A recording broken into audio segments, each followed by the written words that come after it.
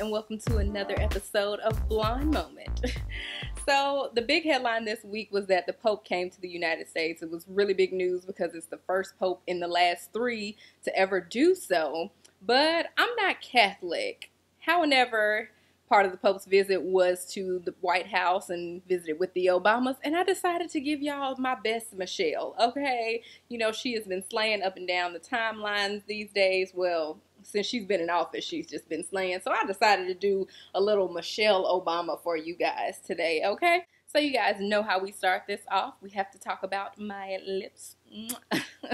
So keeping with the FLOTUS theme of the ensemble, I decided to go with the Nude Lip. Now, Mrs. Obama will give you a pop of color every now and then, but she's really good for a good nude or some other type of natural colored lipstick. So this week I decided to go with my Rimmel London Moisture Renew lipstick in Let's Get Naked. The name sells itself, Moisture Renew. I never have to put on chapstick before I put on this lipstick, and that's usually a big thing for me. So I have moisturized lips underneath, and my lips don't crack throughout the day while I'm wearing my lip color. And because it's a nude and sometimes they don't always show up, I decided to line my lips first and fill them in with this NYX lip liner pencil in nude pink. I love NYX's lip pencils. They always fit inside of my sharpener, and that is a bonus for me. So I have 2 must-have items this week. It was just going to be 1, but I was so excited that I finally got my lashes on perfectly that I just had to share with you guys which lashes I put on. If you follow me on Snapchat, you'll see them up close. Like, they're beautiful. You just don't understand. They're beautiful. And this is only my 3rd time putting them on now, so I think I'm pretty talented. The lashes I'm wearing are Salon Perfect Perfectly Natural Starter Kit. It's only one that came in the pack, but I love it because it came with glue and an applicator. So, you know, you can just hold the lashes with it. You know, sometimes people have tweezers or whatever. You can just hold the lashes with the applicator. And it comes with glue because I'm new to lashes. So sometimes I want to buy them, but they don't come with glue. So how am I supposed to stick them to my face? So I got to buy the glue set. Nope. I'll just take this little Perfectly Natural Starter Kit and be on my way. My second item is my Mary Kay bronzer. I love bronzer, okay? The love affair is real. I just love the little glow that it gives me. Whether it's summertime, I murder some bronzer in the summertime. Like every single day, you're going to see this glow, okay? Because it's already nice and sunny outside. The sun is going to hit this glow, this nice little glitter. And you're just going to be like, oh my gosh, you look so beautiful. And I'll be like, oh my gosh, thank you, it's my bronzer. Because I love it. I am in love with bronzer. And again, this is by Mary Kay. I'm looking for some more, so if you guys know of any, let me know. But this one is by Mary Kay, and it is in light medium. Let's get into these lips. First story I want to talk about, it's a little sad. It has a happy ending though. Kim Zolciak was leaving her performance from Dancing with the Stars, hopped on a plane, got off, and suffered a TIA, or a mini stroke, during which she said the left side of her body went completely numb and her speech was gone. But homegirl still managed to post some flawless selfies on the gram. I'm just saying, y'all are doing a bit much. There's a girl who gave birth with like a full beat face. What is going on right now? Is it that serious to do it for the gram? Let me get back on track. Back to Kim. So it's possible that a recent cosmetic procedure, probably Botox, just saying, was the reason why she had this mini stroke. Let me not do air quotations. The lady really was in the hospital for 3 days. But she was released and she was resting at home with her family during the episode of Dancing with the Stars. They actually FaceTimed with her and checked on her. She said she was doing fine and she would have came for the performance, but her doctor didn't clear her to fly because the pressurized cabin of the airplane could have gave her another mini stroke. So unfortunately, while she is doing better, she was disqualified from Dancing with the Stars. So no more Kim. They explained the rules. They were like, this was set in place since we started in 2005. We're really sorry, but it's really nothing we can do about it. And I mean, she was kind of flapping on that show anyway. Like, she was very stiff. Like, when your lead competition is the white Aunt Jemima, aka Paula Deen, with her old stiff self, like, really? You should just bow out gracefully anyway. When that's your competition, just go ahead and let it go. Like, Gary Busey's crazy ass was smoking you, girl. Like, But Kim, we're glad you're okay. Rest up and take care of all them babies. She got 6 of them. You had a good run, girl. Good on you.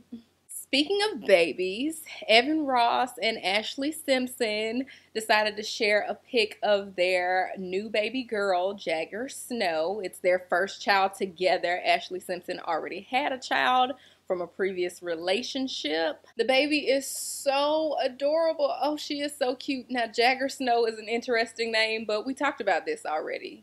They're celebrities. They like to name their kids crazy stuff. And let's be honest, it could have been a lot worse. I feel a type of way, though, because I just wanted Evan Ross to myself. So when he married her, I felt some type of way about it. I did. I was not pleased. I was not happy. He was my celebrity crush, and now he done went off and got this white woman pregnant. They married, though, but still, I don't care. So, yeah, but little Jagger Snow's cute, though. So, appreciate y'all sharing those first pics of the little baby girl. She is adorable, and she looks just like her daddy. Speaking of pictures of babies in the media, Rich Homie Quan decides to get his happy ass on Snapchat and post a video of his 1-year-old son in his lap while he is cheating. Now, because we weren't actually there, we don't know exactly what Rich Homie Quan was smoking. I don't want to accuse anybody of doing anything, but, you know, some are saying it could have been a hand-rolled cigarette. It could have been marijuana. Either way, you're not supposed to be smoking with a 1-year-old in your lap. Even if it was a hand-rolled cigarette, like, so you just gonna give the baby secondhand smoke? Like, you just gonna give your baby cancer like that?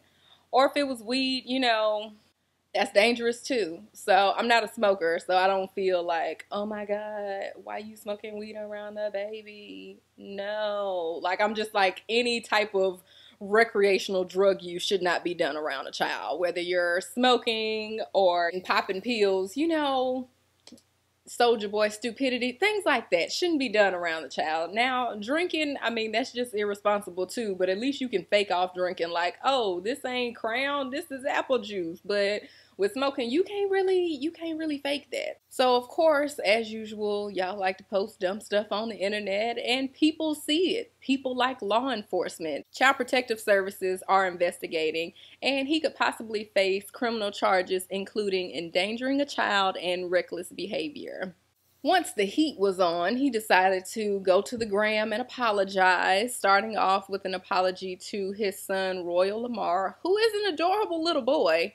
By the way, I didn't mention that earlier, but yes, he's very cute. He wanted to apologize to his fans and parents all around the world. He said he wouldn't want to hurt his son or anyone else's kid. Then this is the part I have a problem with. He says, I regret that I chose to continue to smoke once Royal jumped in my lap. So you know that nobody would know about this if you didn't put it on the gram, put it on the snap, put it on Facebook.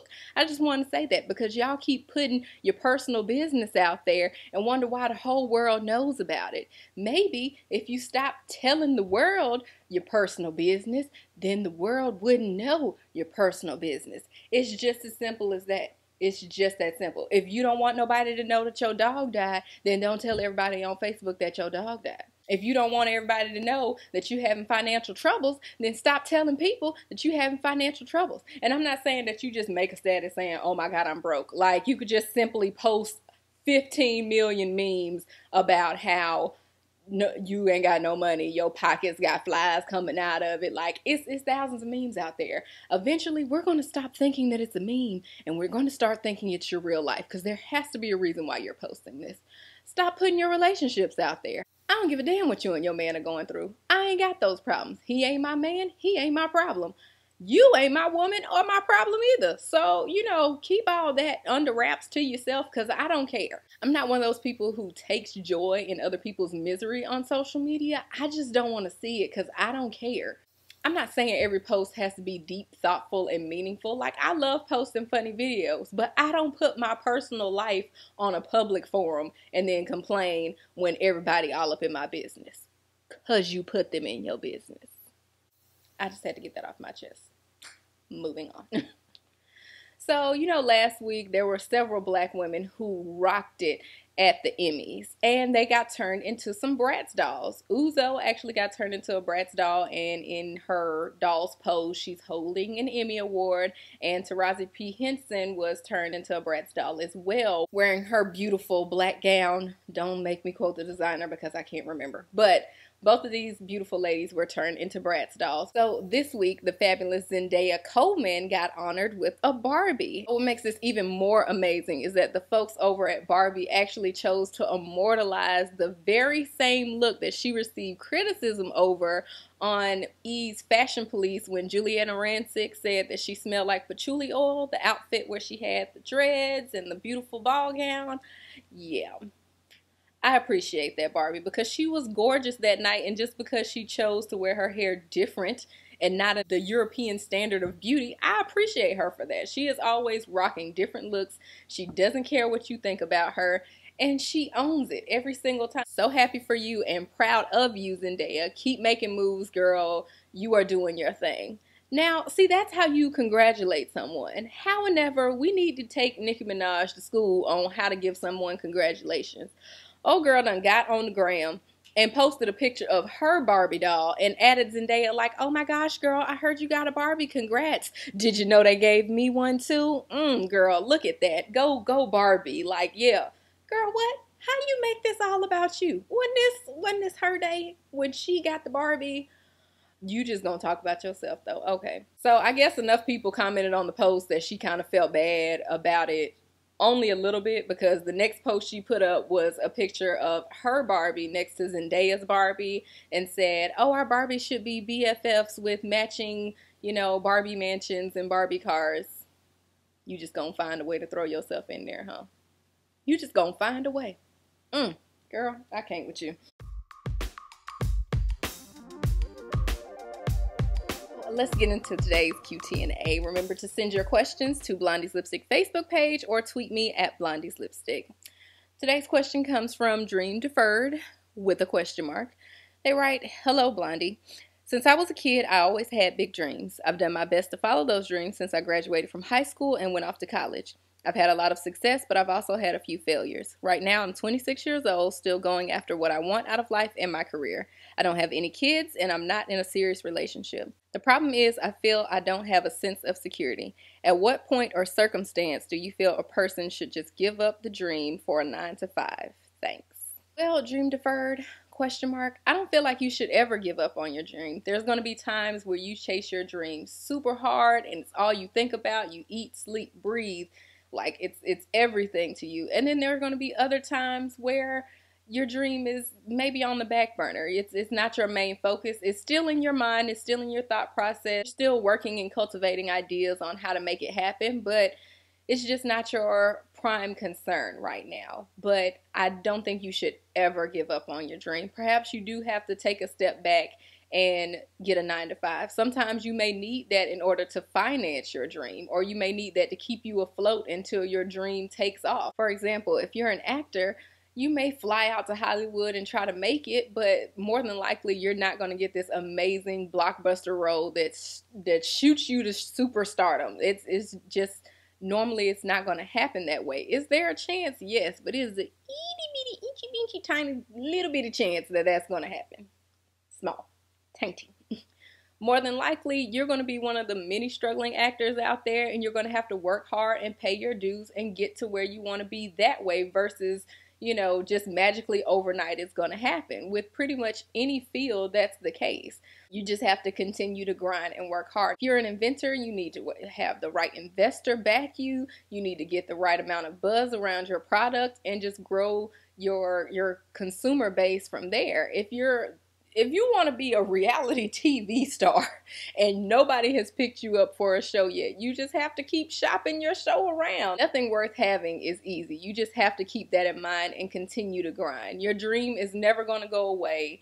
It's going to, if it's something that you really want, that you're really passionate about, you're never going to let it die. You just have to work at it every single chance you get. You may not get to do something to work towards your dreams every single day, but do it as often as you can and continue to try to make it happen. If you have to take that 9 to 5, then do it. A good friend of mine gave me some amazing advice about chasing your dreams. Everything has a season. So sometimes it may be the season to grind. You may be out here every single day doing stuff, meeting people, networking, just making money, making moves. Everything is happening, but there's also a season for rest where things aren't moving as fast, where you have to take a break from your dreams, put it on the back burner and focus on something else. But your dreams are still there. You're still working towards them, but you just had to pause for it so that way you could get that stability that you're looking for, so that you can grow in different areas in order to make your dream that much better. I also believe that things happen when they're supposed to happen. So just because you feel like, oh, I've been grinding, I'm 26 years old, I should be here by now, that may not be the case. If God blessed you with what you're asking for right now, would you be able to handle it? So in the sense of this famous actor, or just wanting to be famous, let's just say that the universe worked together, in case you don't believe in God, and the stars aligned, and you woke up tomorrow and you were like an A-list celebrity, and everyone wanted to know what you were doing, what you were wearing, where you were going, who you were going there with, everything, just cameras in your face all the time. Would you be able to handle that? If you just wanted this great job that you say is your dream, let's say your dream job is to be a top engineer, and let's say tomorrow you woke up and you had that job, are you equipped with the knowledge to handle that job? Everything happens in due time. So when it's your time for that dream to come to fruition, it's going to happen. Nothing can stop what's for you. Even if you do have to take a break and go to this 9 to 5. Again, everything happens in season, and what's for you is always going to be for you. There's never going to be a time where it was like, oh, well, if I had have done this, and this, then I would have been here by now. You don't know that. We can't go back and say what coulda, shoulda, woulda happened. It didn't happen. It wasn't meant to happen. But what is about to happen, your dreams are about to become your reality. You just have to give it time. Everything happens in due time. I hope I helped you out. I hope I inspired anybody else, because I have to inspire myself with it daily. Nothing is easy, you guys, but if you continue to work, I promise you're going to get to where you want to go. You're going to do what you want to do. It's just all about you. The only thing that's going to stop you from progressing is you. Whew, that was deep. Can you say inspirational? Because I can't. I felt that. Did you? Did you feel that? Y'all trying to book your girl as an inspirational speaker, holler at me. You know what I'm saying? Girl could use another gig, all right? But yeah, dream deferred, question mark. I hope I helped you with your question. If you guys have any questions, make sure that you send them to Blondie's Lipstick Facebook page or tweet me at Blondie's Lipstick. So this week's Blonde Moment, we're going to get into a little politics. So glory be and hallelujah, John Boehner has decided to step down from Congress. For those of you who don't really follow politics, here's a few quick facts about John Boehner. He's a white Republican from Ohio. He's been in Congress since 1990. He's the cause of all the government shutdowns since Obama has been in office, and he looks like an Oompa Loompa in the face. Not in size. What's interesting about this is that John Boehner decided to step down shortly after the Pope spoke to Congress about how they need to work together and, you know, work across the party lines, because the Democrats and the Republicans will like headbutt on certain issues, and because the Republicans rule the House, they can just say, okay, well, we're just not gonna, you know, budge on this topic, therefore the government gets shut down, and people who need certain things from the government don't get them because it's shut down. Or they'll go on vacation when it's like major decisions that need to be made within the next few days. Like, people's lives aren't depending on this. Like when they want to shut down Obamacare and they want to stop funding Planned Parenthood and pretty much anything that benefits the lower and middle class. Just screw them. We're all about big business and rich people around here. That's pretty much how Republicans feel. So he's been in charge of all of that. Basically, every time President Obama tried to get something passed, he had to headbutt with John Boehner, which is not fair, because do you really not like his policies, or do you have a problem with him because he's the black president? Is that what it is? Like, what? Because he got so much swag and you just like a saggy orange white man? Like, I don't understand, because you're like tanning to be as tan as my president, but it's not working. You just end up looking super duper orange. Like, I need you to step away from the spray tans, especially now that you're stepping down and you have all this free time. Could you not turn into an actual tangerine on your retirement? Is that an option? I mean, you can do what you want. I'm just saying, looking like an orange and feeling like, you know, the latest leather backpack is not what's up. It's just not. When he made his announcement of him stepping down, he was all teary-eyed and everything, and it was kind of like, so the Pope had to come over here and let you know that what you're doing is wrong because you just decided to say, fuck my intuition, I ain't listening to Jesus, I know that my morals and, you know, righteousness inside of me should tell me that I shouldn't be doing this. It took the Pope of, you know, the leader of the Catholic Church to touch American soul and actually tell you that you ain't shit in order for you to understand that and step down. Well, you know what? The Lord works in mysterious ways, okay? Because I feel like Obama was just like, well, it's about goddamn time. You know, you've been a pain in my ass since day one. So thank you for not making these last few months miserable as hell. I feel like he just said that. I feel like him and Michelle like did a little fist bump. We ain't gotta deal with him. We ain't gotta deal with him. Turn up, turn up, turn up. Just had a whole little dance break in the White House. You know what I'm saying? That was probably his reaction when he found out old boy stepped down. I feel like it was just a dance break and everybody just erupted in cheers. Our government has so many holes and issues with it. I mean, there was no way that Obama could fix everything, but he's done a pretty damn good job fixing plenty of stuff that is wrong with our nation right now. We're just circling the toilet drain. That's what it feels like, because I mean, look at the presidential race. Like, the Republican side is just a complete circus. You got Donald Trump out here with his little fake hair, and then you got Ben Carson and his wife, and it's like, boo, what is going on here? Like, she need a glam squad like yesterday. You can't have Michelle walking up and through here looking like Vanity Fair, and your wife is looking like the entertainment department at Walmart. Like, no, we don't know. Fix that. Do something about that. Like, I done had a glamorous first lady for the last 8 years. I'm not trying to go to, like, you know what? I don't even know what I'm talking about. I don't think there's any way that we're going to have another fabulous first lady in our lifetime. So I'm just going to enjoy Michelle these last few months while I can, because Lord knows what's about to step into this White House next. Okay? But John, appreciate you for stepping down.